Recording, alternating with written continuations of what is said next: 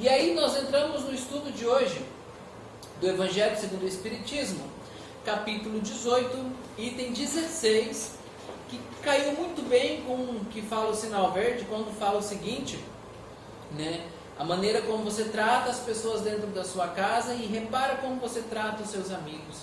Se o tratar for o mesmo, no sentido de passividade, de tranquilidade, provavelmente a gente está fazendo parte do que o tema hoje propõe no estudo do Evangelho segundo o Espiritismo, que é o seguinte: reconhece-se o cristão por suas obras.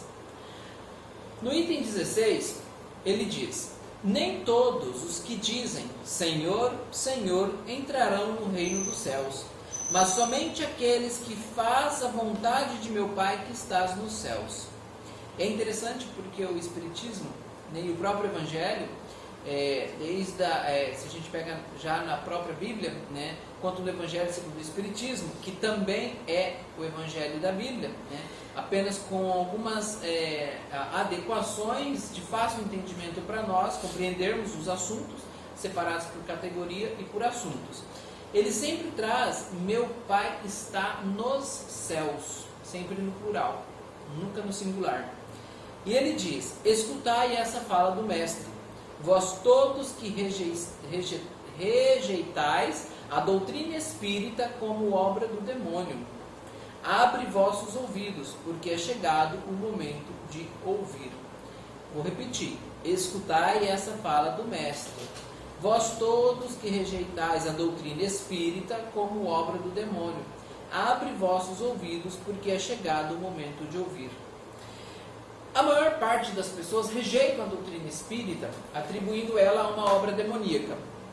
Desde a concepção do Livro dos Espíritos, né, quantos outros livros também da doutrina espírita, kardecista, a Gênesis, o Céu e o Inferno, obras póstumas, o próprio Livro dos Espíritos, o Livro dos Médiuns e também o Evangelho segundo o Espiritismo.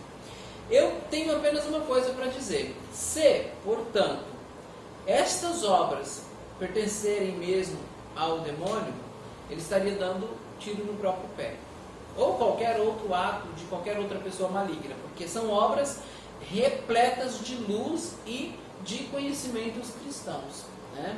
E de amor de Deus, de amor divino. Mas precisa ler. Uma coisa que eu aprendi muito com o Espiritismo é: fale daquilo que você tem conhecimento de causa. Então, para eu falar alguma coisa de determinada religião, eu preciso conhecer o embasamento dela do começo ao fim. Eu preciso estudá-la sem qualquer ação de ideia preconcebida. Eu preciso estar com a mente aberta para poder entender. Aí sim eu posso dar uma opinião sobre ela. Mas aqueles que rejeitam o Espiritismo por considerá-lo obra do demônio, falta-lhes uma coisa chamada instrução, que é o que o Espiritismo diz: instruí-vos, né? É uma das facetas que eu admiro muito no Espiritismo, buscar o conhecimento. Mas ele nos diz aqui também, né, que basta estar vestindo o uniforme do Senhor para ser servidor fiel, basta dizer sou cristão para seguir o Cristo. Procurai os verdadeiros cristãos e os reconhecereis por suas obras. Uma boa árvore não pode produzir uma boa árvore não pode produzir maus frutos, nem uma árvore ruim produzir bons frutos. Toda árvore que não produz bons frutos é cortada e atirada ao fogo. Eis a palavra do Mestre. Discípulos de Cristo, compreendei-as bem. Quais são os frutos que a árvore do cristianismo deve produzir? Árvore poderosa, cujos ramos espessos cobrem com sua sombra uma parte do mundo, mas que ainda não abrigou todos os que devem colocar-se em torno dela? Os frutos das árvores da vida são frutos de vida, de esperança e de fé. O cristianismo não o faz há muitos séculos, prega sempre essas virtudes divinas. Ele procura espalhar seus frutos, mas com poucos os colhe. A árvore é sempre boa, mas os jardineiros são ruins. Eles quiseram afeiçoá-la à sua ideia, quiseram modelá-la conforme suas necessidades, trabalharam-na, cortaram-na, mutilaram-na. Seus ramos estériles não produzem mais maus frutos, mas também não produzem mais nada. O viajante sedento, que para sob sua sombra, para procurar o fruto de esperança que lhe deve trazer a força e a coragem, não vê senão ramos áridos, pelos quais se pressagia a tempestade. Em vão, ele pede o fruto de vida. Em vão, ele pede o fruto de vida, a árvore da vida. As folhas caem ressecadas. A mão do homem tanto as manejou que acabou por queimá-las. Então a gente observa que ele traz aqui no Evangelho segundo o Espiritismo, né, a verdadeira acepção do cristão. Quem que é de fato cristão? Né? Reconhece o cristão por suas obras, reconhece pela sua atitude e pelo seu comportamento. Então vamos elencar alguns pontos de pessoas que a gente poderia dizer, será que eu estou sendo cristão ou não? Primeiro ato de uma pessoa cristã, ela em hipótese alguma, jamais permitiria nem por pensamento julgar qualquer ser humano no planeta Terra. Seria mais ou menos assim, quando eu imagino ou penso em julgar alguém, eu já deveria estar de joelho, naquele momento fazendo uma prece em benefício a quem eu queria julgar, para pedir-lhe perdão, porque não é nenhum mérito da parte de quem julga outro ser humano, né, dizer-se realmente cristão. O cristão, ele exemplifica o amor de Cristo, ele exemplifica as boas novas que Cristo trouxe para nós. Então a gente conhece realmente pela atitude da pessoa, pelo comportamento da pessoa, como ela trata as pessoas, como ela trata a família dentro de casa, como ela trata a família fora de casa, como ela trata o morador de rua, como ela trata o drogado, como ela trata o homossexual, como ela trata, por exemplo, as diversidades culturais que existem no nosso Brasil e também fora do nosso Brasil.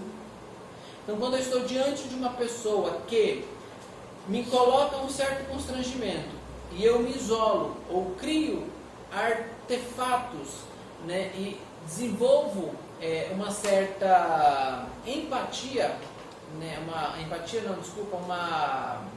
posso dizer a palavra de empatia? O contrário? O contrário. Antipatia. Uma antipatia, desculpa. Quando eu provoco uma antipatia, eu tenho que começar a fazer uma reflexão íntima. Será que realmente eu estou sendo um verdadeiro cristão? O que me impede de entender o comportamento, a atitude daquela pessoa? Ah, mas Leandro, e a pessoa que comete um crime, que comete um assassinato? O crime e o assassinato, sim, devem ser julgados e devem ser condenados pela lei humana e também, com certeza, será pela lei da espiritualidade. Mas nós, como verdadeiros cristãos, não temos nem sequer o direito, em pensamento, de julgar este ser humano. Antes de tudo, vamos olhar as duas questões. Ele cometeu um crime, ele cometeu um assassinato e ele vai pagar por isso. Mas este assassinato e este crime não é a verdadeira essência dele. Ele é um ser humano, é uma pessoa que tem sentimento, que também tem os seus valores e que precisa ser respeitado da mesma proporção que eu gostaria de ser respeitado. Isso é apenas um ponto que a gente pode realmente perceber quem é o verdadeiro cristão, né? O verdadeiro cristão, ele faz em prol à humanidade, ele não cobra, ele não espera um retorno. Eu não faço uma prece, uma oração, eu não faço uma campanha sempre visando algum lucro. Eu faço por amor. Eu lembro de uma história que me comoveu muito, né, porque o Divaldo, o médico Divaldo Franco, vivia sempre recebendo vários pedidos de orações, e várias orações, e as pessoas, Divaldo, ora para fulano de tal, ora para mim, ora para ciclano, e assim foi. Até que um dia um amigo dele falou assim: Divaldo, eu estou achando que eu vou comprar para você uma agenda telefônica, porque assim você senta, pega o nome de todo mundo que está do começo ao fim e faça uma oração para ela. E eu achei aquilo lá tão bonito e tão terno de Divaldo, que ele não se incomodou com o que o amigo dele disse, muito pelo contrário, né? Ele sorriu e mesmo assim continuou fazendo as orações, sem esperar nada em troca. Então o verdadeiro cristão é aquele que está à fronte, sempre pronto para atender a comunidade, a sociedade, sem cobrar um centavo de volta. A oração, a dádiva, a mediunidade. A mediunidade é um atributo, sim, da humanidade. ela é uma questão orgânica. Mas a capacidade mediúnica da comunicação com o mundo espiritual, ela provém dessa mente liberta de todas as arestas do preconceito, da angústia, da amargura, do não perdão, né? Ela provém, essa comunicação, como nós dissemos ontem, né? Em libertar a nossa mente de qualquer tipo de ego e preconceito, de qualquer ato de inteligência ou sabedoria própria. Lembra que no estudo de ontem a gente falou que a inteligência ela é um atributo divino. Se ela é, portanto, um atributo divino, eu devo usá-la em benefício à humanidade. A mediunidade, ela se dá em reconhecer que a inteligência ela pertence ao divino, não a mim. E este reconhecer, entender esse fato, faz com que eu, quanto cristão, eu oferte ajuda e solidariedade ao próximo, sem nenhuma intenção, sem nenhuma visão de retorno. Aqui nós estamos falando de pontos de ofertar quem eu sou para o próximo. Nós não estamos falando de instituição, nós não estamos falando de organização, que a gente sabe que precisa se manter e precisa, né, custear os custos, assim, tanto no Espiritismo como em qualquer outra religião, outra instituição ou filosofia, né, precisam disso.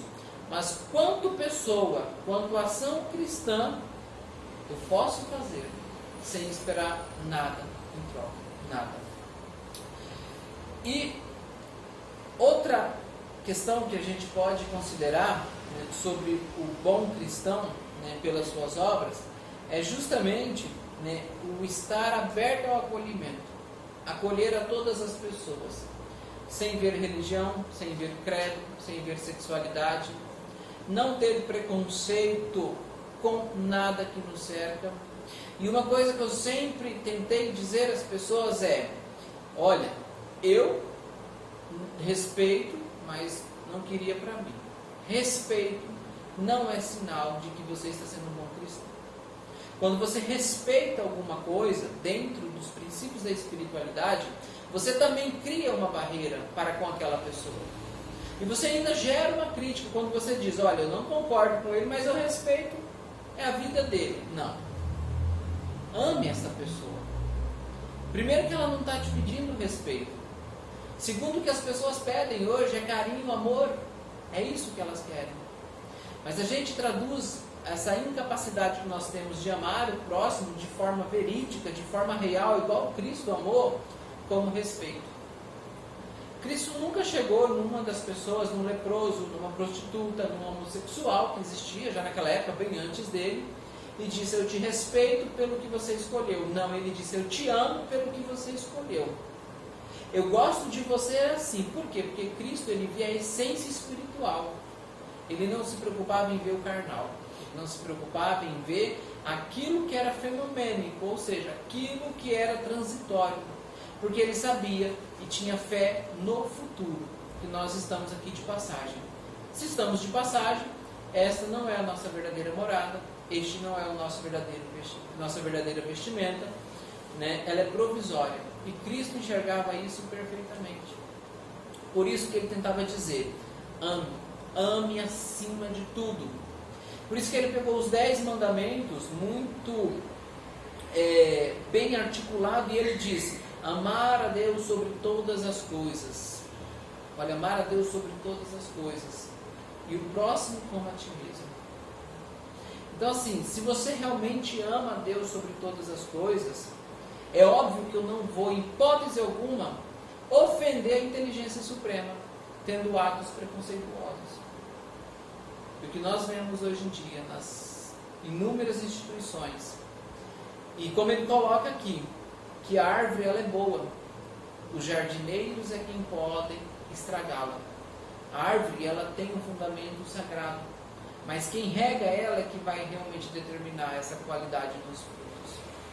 Então nós vemos hoje muitas instituições, né, que falam muito bem sobre Jesus Cristo, que falam muito bem sobre o amor do Mestre, sobre a expressão que ele tem na nossa vida, sobre a maneira como ele reage mediante as circunstâncias, mas quando tem que colocar na prática, a gente percebe o isolamento, né? E acabam fugindo usando artefatos da escrita, muito mal interpretados, na maioria das vezes, né, para condenar algum ato, alguma ação de um irmão nosso. Nós não estamos no planeta Terra imbuídos de criticar ou condenar qualquer que seja a pessoa. Nós estamos aqui no planeta Terra com uma única missão: amar verdadeiramente, espalhar o amor, espalhar a união e a fraternidade. Essa é a nossa missão no planeta Terra. Nós não temos a responsabilidade de julgar ninguém no quesito de comportamento moral, espiritual e intelectual. Se tem que ter um julgamento, ele é mediante a justiça humana, que também provém da justiça divina. E este julgamento, sim, também deve ser isento, separado. Tenho que saber separar que eu estou julgando o ato que foi cometido e não o ser humano que o cometeu.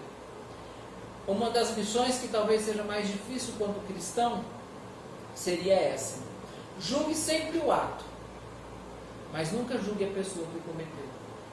Porque hoje é esta pessoa, amanhã, pega um pouquinho de água aqui, amanhã pode ser eu. Né? E isso é uma coisa que nós temos que praticar todos os dias, essa reflexão íntima, todos os dias. E ele diz: abre, portanto, vossos ouvidos e vossos corações, meus bem-amados. Meus bem-amados. Cultivai essa árvore da vida, cujos frutos dão a vida eterna. Aqueles que a plantou vos convoca a cuidar dela com amor. E então, novamente havereis produzir em abundância seus frutos divinos. Olha que lindo. Aquele que plantou vos convoca a cuidar dela com amor. Então, a gente tem aqui uma referência muito clara de que tudo aquilo que existe de ruim no plano terreno não é obra divina, no que Deus está nos castigando, não é obra de uma ação demoníaca, porque o Espiritismo nos faz enxergar a nossa responsabilidade diante daquilo que acontece na nossa vida. E ele coloca: Deus vos dá, vos preparou, e nosso Mestre Jesus também nos diz: plantei-vos a árvore, ela está lá, e deu a ela, nós seres humanos, a responsabilidade de regá-la todos os dias. É óbvio que se você não cuida bem de uma árvore, ela não vai dar frutos bons, sequer ela vai dar frutos. Mas se você coloca um adubo adequado, se você limpa em volta dela, se você todo dia cria uma empatia com ela, você diante dela, você reflexiona, você faz reforma íntima, você emana energias positivas, você faz preces constantemente, você rega ela todos os dias nos horários que tem que serem feitos, e até fora dos horários em alguns casos, essa árvore ela vai crescer, vai frutificar, vai dar bons frutos, vai criar raízes fortes, que vai dar a ela a condição de crescer e crescer em abundância e dar o maior número possível de sombra para nós seres humanos. Hoje, já para nós irmos finalizando, nós vemos a humanidade muito agitada, pulando de religião para religião em desespero contínuo. Isso é praticamente em todos os países, a gente pode ver isso. E nós continuamos a ver que as pessoas, os seres humanos, elas sempre estão incertas em relação a que acreditar ou ao que praticar nas suas vidas. Porque a gente percebe que quando eu encontro uma árvore que eu aparentemente acho que eu vou poder deitar sobre a sombra dela, eu começo a ver que aquele jardineiro não está cuidando bem dela como ele deveria cuidar. Ele começa a dizer: olha, todos os dias 5 horas você tem que regar ela, mas eu não consigo ver ele fazendo isso. Então a gente começa a ver que aqueles que são responsáveis por regar as árvores não conseguem realmente colocar em prática. É muito mais demagogia do que realmente ação.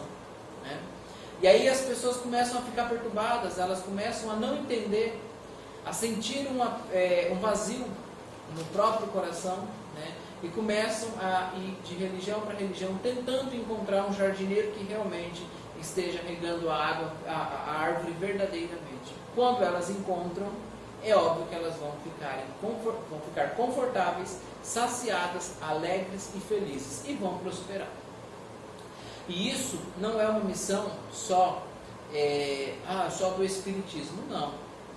O Espiritismo sim é a terceira revelação do cristianismo, assim como prometeu Jesus Cristo, mas nós sabemos que todas as religiões possuem essas árvores, e que algumas dessas religiões hoje pelo mundo, ou pelo menos parte destas religiões, elas conseguem produzir bons frutos, e elas conseguem manter a sua árvore frutífera, muito bem regada, muito bem alimentada.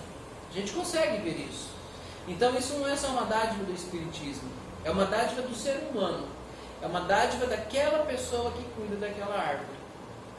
Mas o maior número de pessoas hoje que passam de várias religiões é justamente porque não consegue perceber que o jardineiro cuida com tanto carinho daquela árvore.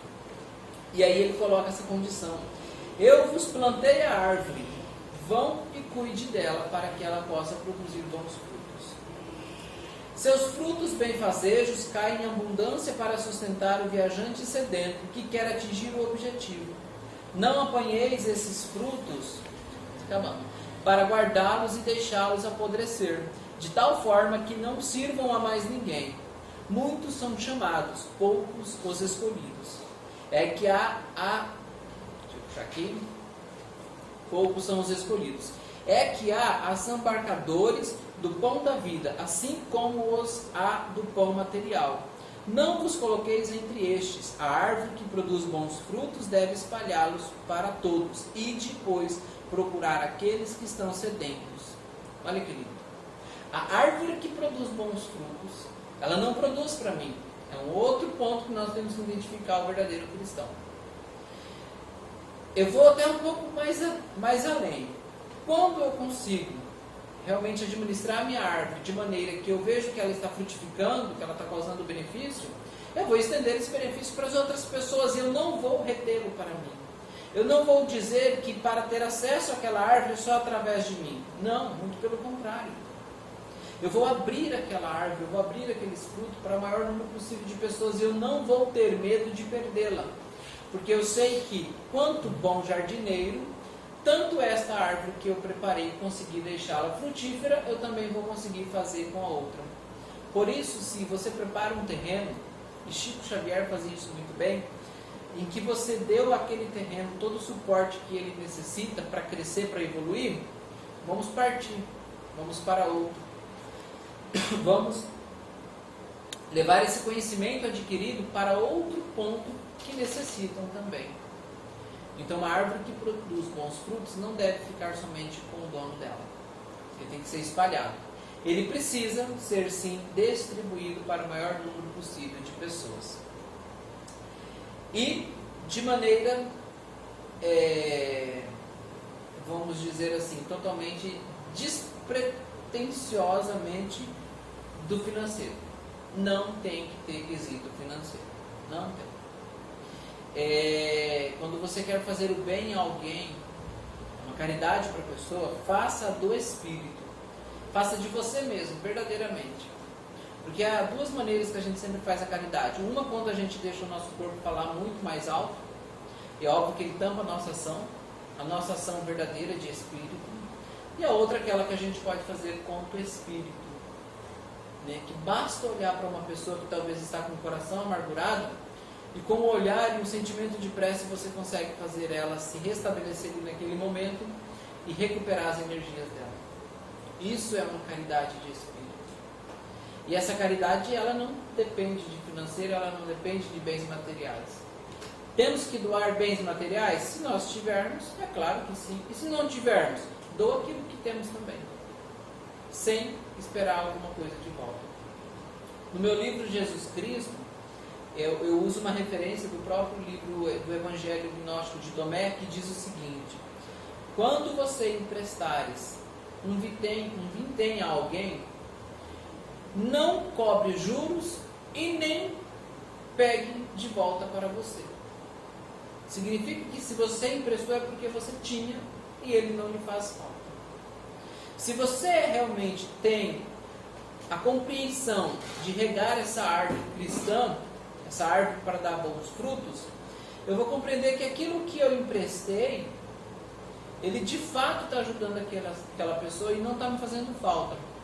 Se a pessoa quiser me pagar e eu realmente estiver precisando, eu recebo de bom grado aquele mesmo valor, sem acréscimo nenhum.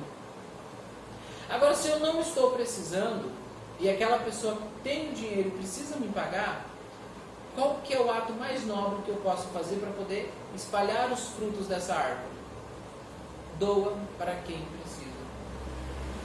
Se eu te emprestei e te serviu e para mim não está fazendo falta, doa para quem realmente precisa.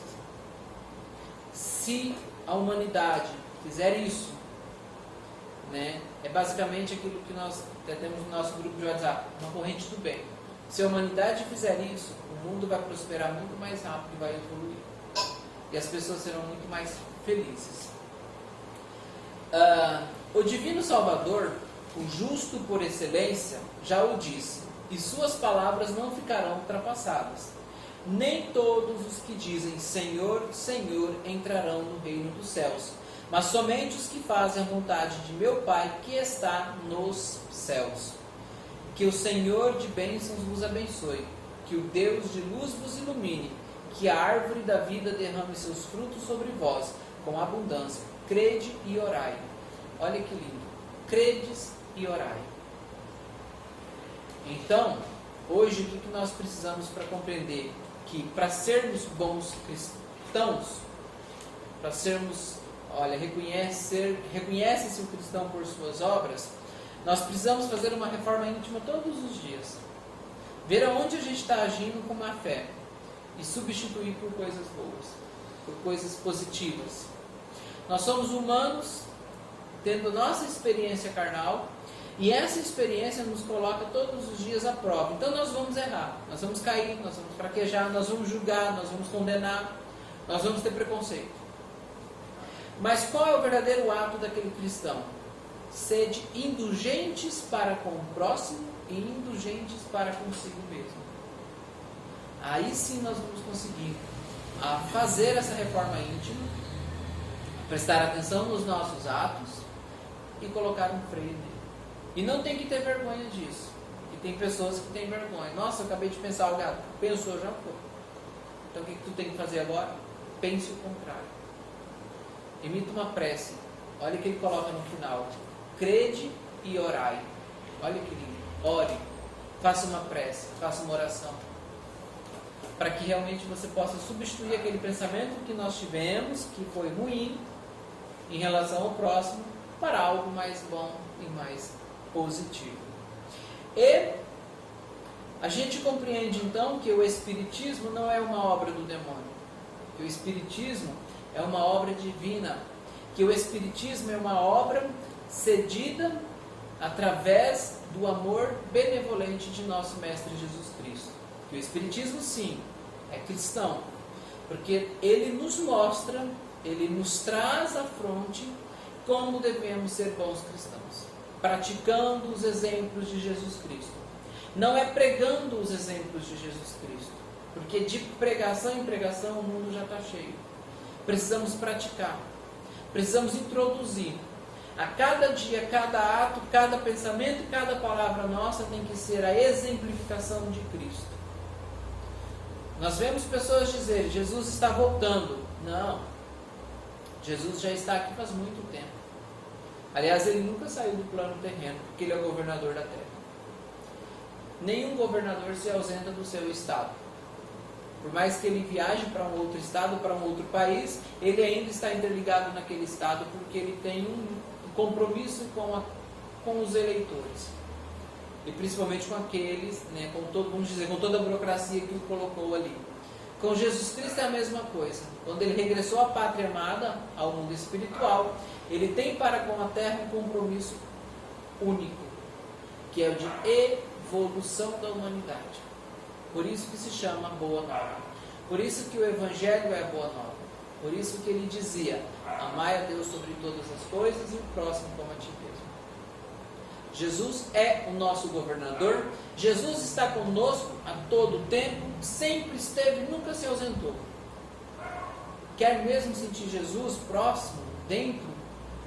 Querem ver Jesus? É muito simples, é muito simples.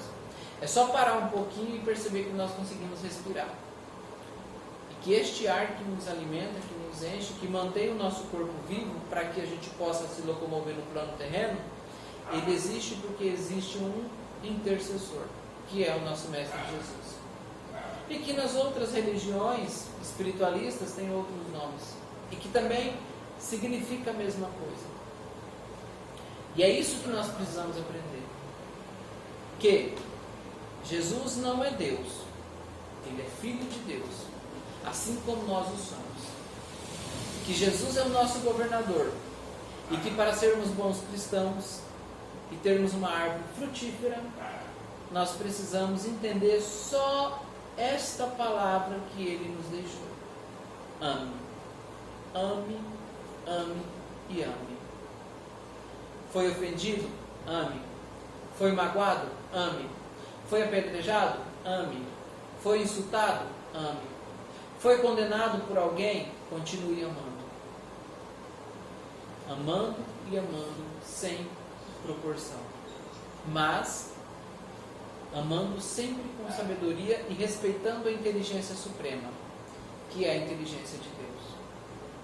Esse é, talvez, de tudo que nós já comentamos, o primeiro ponto para conhecer um cristão. Vede, portanto, se ele realmente ama, assim como pediu o nosso Mestre Jesus. Para finalizar, eu encontrei um senhor há um tempo, não é um senhor, assim, muito senhor, provavelmente teria ali os seus 45 anos, no máximo 50.